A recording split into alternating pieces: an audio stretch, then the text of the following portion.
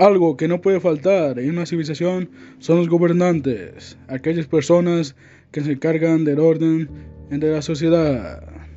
Y si bien son varias personas que cumplen esa función, todo un equipo, siempre hay un individuo que tiene la máxima autoridad y la máxima responsabilidad. Ya puede ser un presidente o otro tipo de gobierno. Lamentablemente, la mayoría de los casos son recordados por ser pésimos líderes y muy avariciosos, entre otras cosas. Y esto no es porque sean hombres y blancos, como se viene diciendo últimamente, ya que hemos visto incluso en mi ciudad cómo mujeres gobiernan y hasta personajes de color y han sido iguales o hasta peor de corrupto. Y sobre todo en el sistema monárquico, al que el sistema autoritario era más recurrente que pasar este tipo de casos, debido a que el rey tenía la máxima autoridad. Incluso decir algo que no le agradaba de él puede llevar a una persona a la ejecución. Pero aún así, a lo largo de la historia, han habido muchos reyes por su sabiduría y por su gran forma de liderar a un pueblo, a un imperio. Por eso hoy veremos los reyes más gloriosos de la historia. Sin más, comenzamos.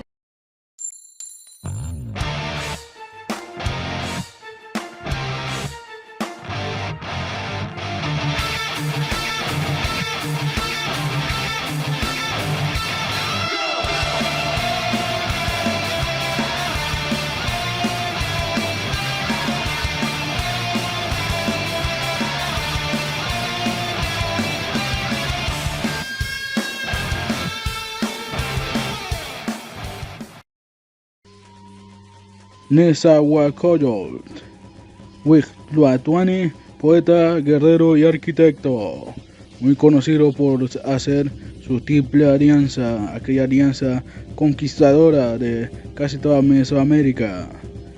Nació en 1402, fue hijo de Xicoxil, señor de Texcoco, y de Matlacihuatzin, princesa mexica. Por sus bellos escritos se le conoce como el rey poeta, de los cuales se conservan alrededor de 30 obras relativas a la muerte, al enigma del hombre y de su creador, a la flor y al canto. Su mandato se distingue por su prudencia y justicia. Promulga una serie de leyes civiles y penales. Funda varios colegios para el hombre, la astronomía, la lengua, la medicina, la pintura y la historia. Reconstruye la ciudad dividiéndola en barrios que poseían su propia industria, con lo que logra mejorar la economía de sus habitantes. Sus ideas y gobierno fueron de un notable humanismo. De particular relevancia fueron sus contribuciones a la ciudad de Mexica Tenochtitlan, donde dispuso la construcción del acueducto que abastecía de agua a la ciudad desde Chapultepec, donde además ordenó sembrar ahuehuetes para formar el bosque.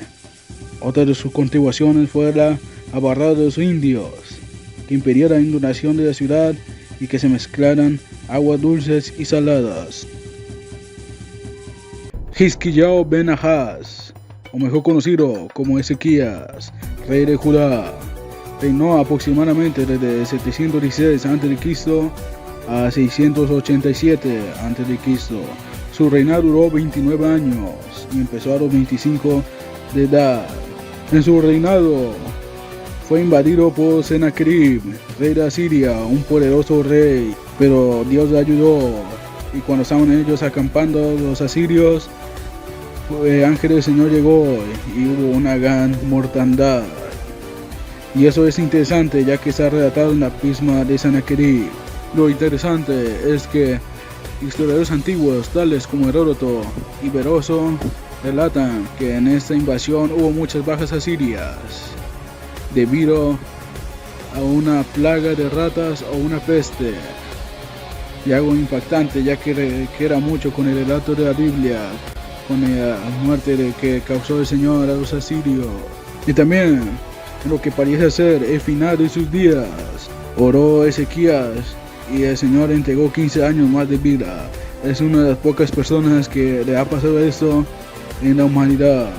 Pero la historia de la invasión es la única relatada fuera de la Biblia. Eso solamente es la punta del iceberg, ya que se han encontrado muchas cosas arqueológicas relacionadas con ese rey allá de su periodo. Por ejemplo, en 1838 se halló el acueducto, que queda muy bien con un texto de la Biblia, ¿no? Dice que el rey Ezequías construyó un acueducto y ya lo encontraron, que es llamado el túnel de Ezequías. También en 2009 se halla un sello, y también en otro texto, en 2 Reyes 23:7, se menciona que había gobernadores y precisamente se hallaron un sello de un gobernador en el año 2018, en el mes de enero. Alejandro Magno, rey de Macedonia, nació en julio del año 356 a.C. Su reinado duró del año 336 a.C. al 323 a.C. Fue un brillante líder y estratega militar que conquistó Egipto, Grecia, Media y Persia. Dominó muchas partes. Y la gran biblioteca del mundo antiguo, la Alejandría, fue inspirada en este conquistador. Sargón reinó entre 2334 al 2279 a.C. y fue el fundador del Imperio Acadio, considerado como el primer emperador de la historia.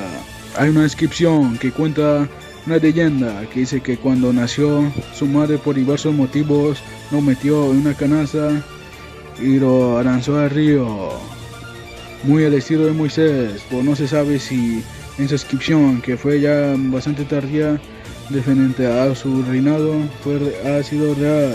Pero lo que se sabe es que este hombre, antes de ser rey, fue sirviente del palacio del rey y después se convirtió en el gobernante máximo.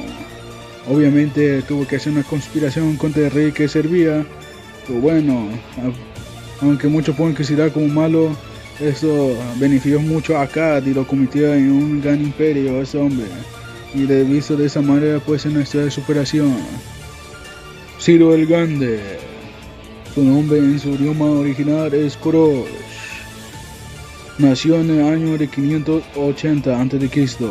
y logró unificar los dos pueblos más poderosos de la región, los medos y los persas, creando así lo que serían los cimientos del pujante imperio persa. Notable conquistador, famoso por lograr mantener el control y la hegemonía de uno de los imperios más grandiosos que han existido. Ciro II, también recordado como un gobernante justo y magnánimo, que era extremadamente tolerante con los pueblos que conquistaba. No se presentaba como un conquistador, sino como un libertador a los pueblos que conquistaba. Ciro no tenía la intención de ceñir a los pueblos conquistados a un molde. Por el contrario, tenía la inteligencia de hacer pequeños ajustes sin hacer cambios sustanciales a las instituciones de cada reino que se iba sumando al imperio persa.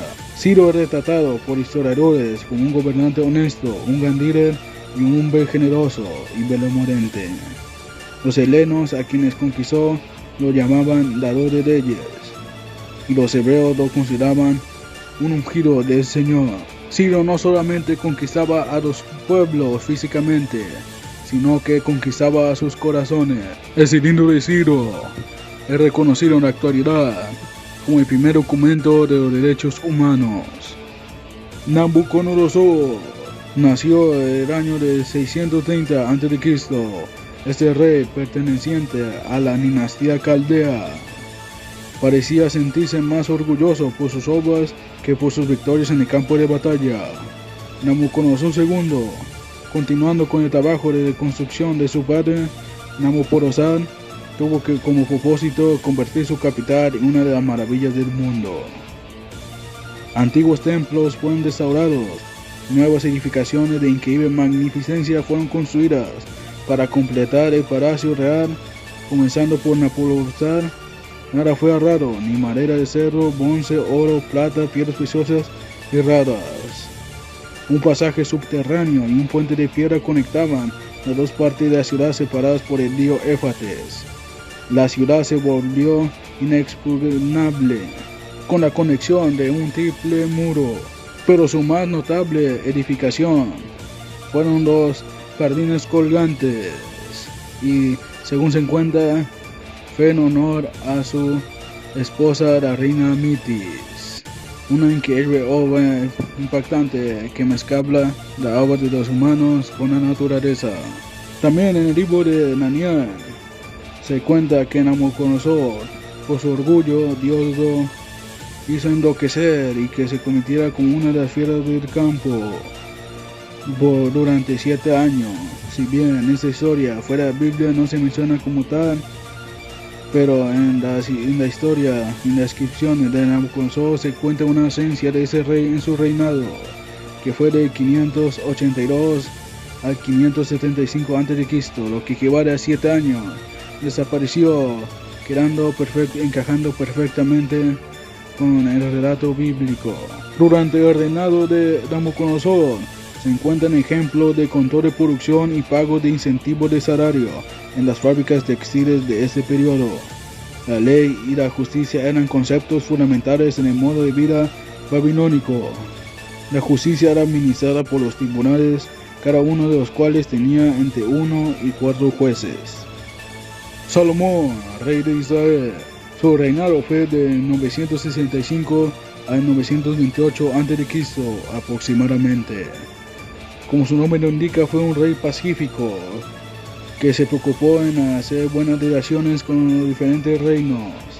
Así hizo una paz duradera en Israel y fue el segundo rey de Israel unificado. Pero a ese rey se le reconoce por construir el templo de Dios, aquella casa que quería hacer David, pero por diferentes motivos no pudo. Dios no lo dejó y lo hizo Salomón, una obra impactante. Pero también hizo otras edificaciones. Por ejemplo, hizo la casa del bosque del Líbano, una casa que era para meter armas y diferentes cosas, una obra también colosal. También hizo varios pórticos. Pero la máxima cualidad de este rey era sabiduría, ya que antes de reinar le pidió a Dios sabiduría y recibió muchísimo, además de gloria, dinero y demás cosas. Unos ejemplos que podemos ver cuando usó esta sabiduría fue con el caso de las 2 mujeres y el niño, como este hombre usó la psicología en este caso. También la reina Sabá fue visitado y quedó impactada con la sabiduría de este rey. También fue un romántico y escribió cantares.